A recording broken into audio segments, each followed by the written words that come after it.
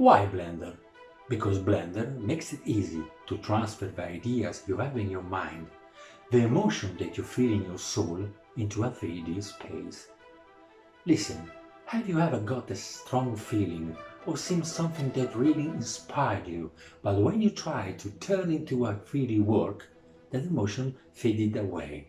When you met some technical setbacks? Yes?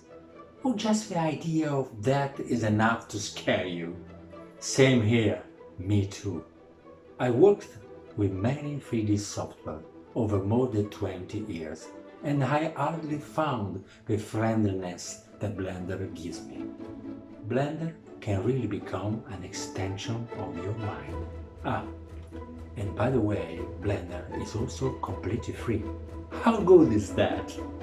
In the course that I'm preparing how to use Blender to become a 3D visual artist, you will begin to familiarize with the idea of using this software to create your 3D visual art. Hey guys, I'm Massimo Cozzi from AIDA Communication.